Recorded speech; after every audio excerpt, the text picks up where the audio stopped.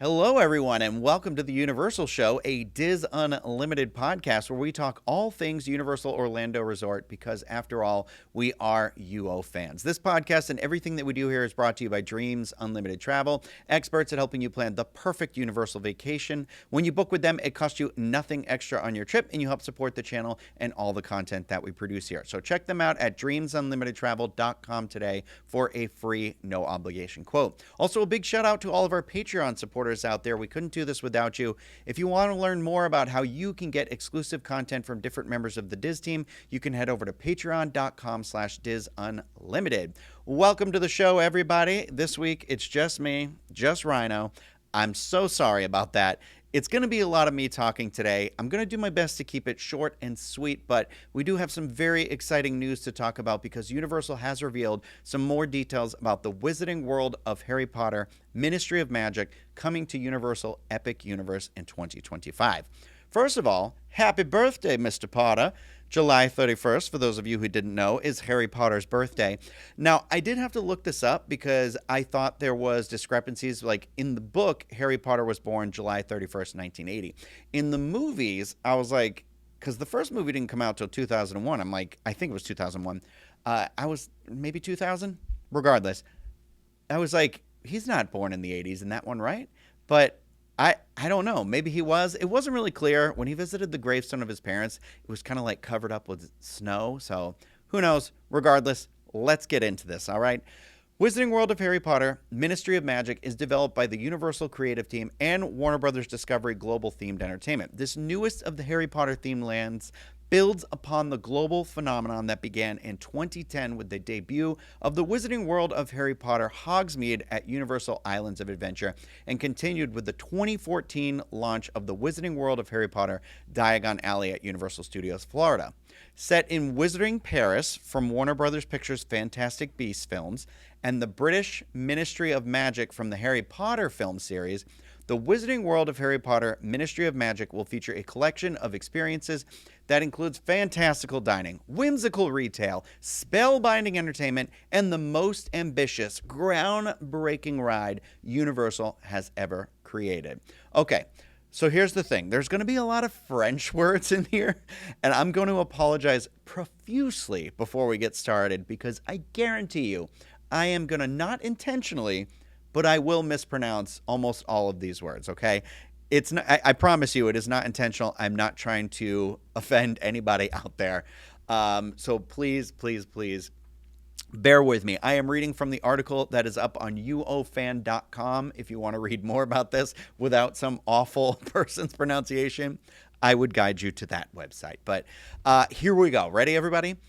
Beyond the world's ornate portal, your first journey from a Muggle park in Paris into the breathtaking spectacle of 1920s place Cachy, a hidden, bustling shop district in Wizarding Paris lined with Haussmannian buildings, shops, sidewalk cafes, and historic Parisian domes rising in the distance. Here, wizards and non-magiques alike will be enamored with the majestic grandeur and enchanting ambiance of the city as they cast dazzling spells throughout the magical streets, using interactive wands, encounter fantastic beasts at a traveling circus, and, for the first time ever within the Wizarding World of Harry Potter, travel across countries and time to 1990s London using the Metro Flu for a thrilling adventure set inside the iconic British Ministry of Magic. So wait a second. Right here, it says it in this. So are they saying that the Harry Potter films take place in the 90s? Is that true? Can people on the internet help me out? You seem better than the Google searches I was doing. I don't know why it matters, but I have a neurodivergent brain, and I'm going to fixate on this until the end of time, until someone helps me. So please, please, please. But let's just keep going for right now. We'll get through this, okay? The Wizarding World of Harry Potter Ministry of Magic will feature the unmatched levels of immersion and attention to detail fans have come to expect from the lands of Hogsmeade and Diagon Alley at Universal Orlando's theme parks. At Universal's Orlando theme parks was how it was worded. I don't remember what I said already, but here's what you can expect. Harry Potter and the Battle at the Ministry. Now, this is the big attraction. Super excited for this. With its unique combination of massive environments, powerful storytelling, and first-of-its-kind ride technology, Harry Potter and the battle at the Ministry builds upon the historic theme park innovation Universal is known for, and it will be one of its most impressive attractions to date.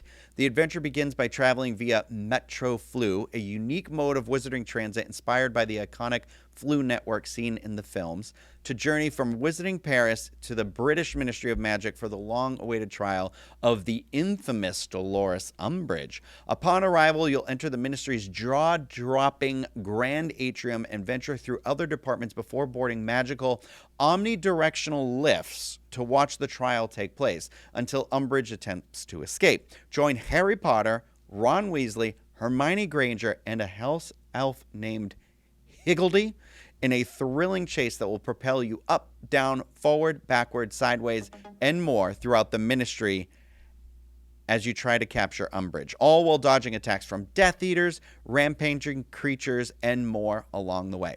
Okay, so what I think is kind of cool is this ride is actually going to take place like immediately, like post-movie. Well, before the epilogue of the Deathly Hallows Part 2, I should say. But I still think that's pretty cool.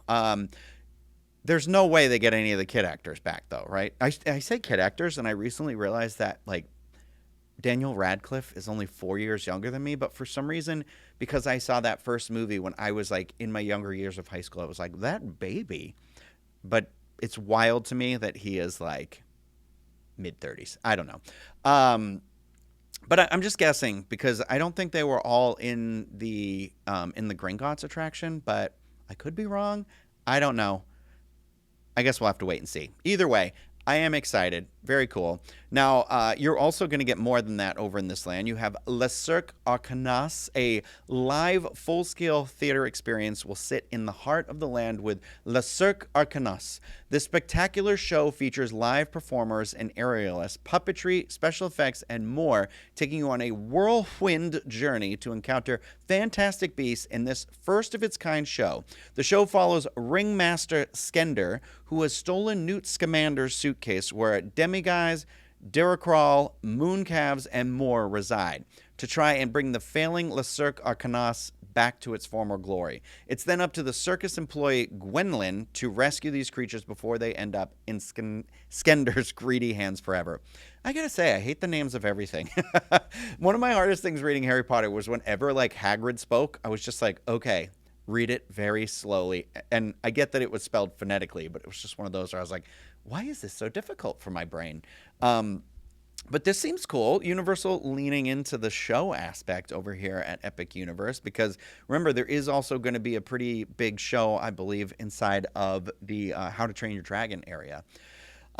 There's more, so I'm going to keep going. Brace yourself for this. Cosme Acajor Baguettes Magiques. Shop some of the world's finest wands designed by esteemed artisan wand maker Cosme Acajor in the premier Parisian wand shop. In addition to popular imports from Ollivanders, visitors will find a selection of exquisite wands packaged in unique three-sided boxes, each containing a list of locations throughout the Wizarding World where guests can practice casting spells. I think that's really cool. So the boxes will be unique to over here. And I'm wondering, they're probably going to have exclusive wands over here as well. I mean, that's how you get people to visit, right?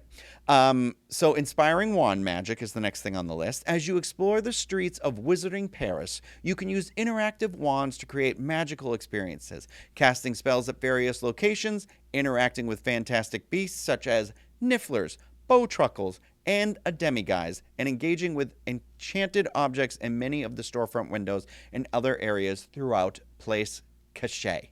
I think that's what it says. It's C-A-C-H, little dash above the E.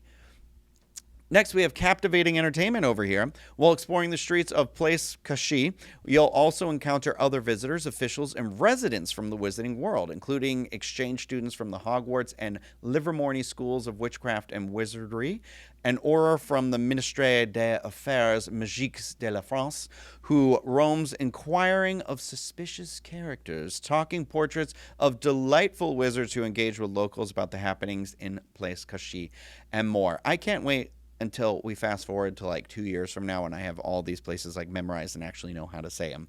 But how could we forget about the shopping and the cuisine, right?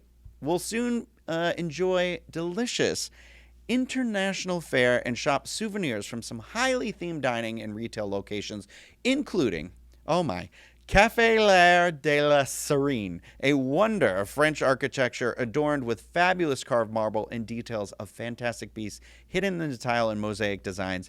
Café L'Air de la Serene is a charming cafe to delight in French sandwiches, plats du jour, and desserts. You have Le Gabalet Noir in the shadowy corners of Place Cachet is a mysterious, time-worn auberge where international dark witches and wizards gathered to escape the prying eyes of the Paris ministry and have a heavy, hearty meal over hushed conversations. Menu offerings include starters such as soups and salads, as well as a variety of entrees and desserts. Is that a sit-down restaurant is what I am curious about. Because if there was like an actual sit-down restaurant, I believe that would be the first. But there's also Bar Moonshine over here. American witches and wizards can enjoy a taste of home at Bar Moonshine, where they'll find exclusive beers, wines, and cocktails served amid U.S. Quidditch team pennants and other items of wizarding Americana. That seems really fun and cool to me. This next one I can't even pronounce. Bararoo cart. No visit to the Wizarding World of Harry Potter is complete without butterbeer. Oh, that must be the French word for butterbeer. Stop by the Biaraburu cart during your visit to Place Cachet for a frosty, delicious mug of the fan favorite beverage. You think it's Placé? It probably is. I don't care for how I'm pronouncing any of these words. I also sound like Steve Martin when he was playing Inspector Clouseau. I would like to buy a burger. I would like to buy a hamburger. I would like to buy a hamburger. Additional shopping locales include Les Galeries Mirifiques, where you'll find wizarding gear and memorabilia, Quai Ramel, a French confectionery shop, or make a stop for Ministry of Magic-inspired items at the Metro Flou gift shop, Tour en le Flou. Well, all that sounds very French. I think it's interesting that there is only going to be one attraction and a show. So that makes me think the setup is, in terms of the scope and scale, is going to be very similar to like Diagon Alley, probably a little bit bigger. But I'm pretty psyched for that attraction. If you go to City Walk now, there is the Universal Epic Universe Preview Center where you can see the model of the entire park layout, and the building for this attraction is massive. So I think this attraction is going to be something really, really special for Harry Potter fans and just attraction fans alike.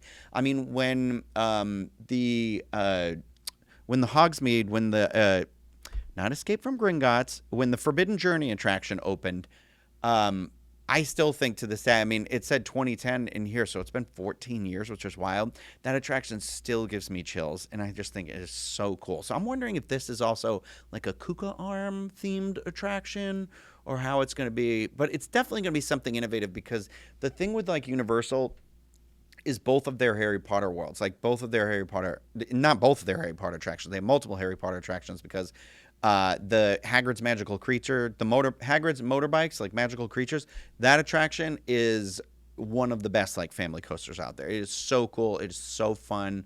It is built like gorgeous sets. And so this land has really set that bar like really, really high. I do think it is really interesting that the land is the 20s and then the attraction is set, in a later time. I do like how they're trying to like keep that sort of all that the storyline fluid and fluid. Did you see what I did there? But I'm excited. I'm happy. I'm wondering if like originally this was supposed to be like a Fantastic Beasts attraction, and then like the reception of those movies wasn't as good. But I do like how a lot of the Fantastic Beasts elements are, especially the actual like animals themselves, the fantastical creatures, are going to be incorporated into this land. I think that's going to add something fun, and it's interesting that there's going to be a lot of these like kind of walk around characters and stuff. And the restaurant sounds really cool. It does look like in the flyover video, like maybe there'll be like an air-conditioned hallway like we have in Diagon Alley. I don't know. We still don't have an opening date for the theme park yet other than 2025, but now we have all this info on all of the 5 of the worlds that are going to be there that we'll soon be able to visit at Universal's Epic Universe. I, for one, cannot wait. I'm looking forward to that. Lots to look forward to. I know the hotels, some of the hotels are going to be opening before the park, so there's going to be that to look forward to. It's just going to be, it's a lot of fun. I feel like we're just in this moment, this like great moment of expansion and innovation and growth for Universal, and I can't wait to see what it holds. And I am excited, not just because that is part of my job, but because I am at heart a Universal fan. So since I'm by myself, I think I'm gonna make that's it for this week's show. So if I'd love to hear your thoughts and feedback on any of this. So if you want to leave some comments, if you're watching this on YouTube, please also don't forget to hit that thumbs up button and make sure that you're subscribed to the channel. If you are listening to this, when you have time, please rate and review the podcast. That would be wonderful. Don't forget about Dreams Unlimited Travel when planning your next Universal vacation. And thank you again to our Patreon supporters out there. We really couldn't do this without you. We'll see you next time. I don't have really anything inspirational to say other than remember, be excellent to each other. Thanks, everybody.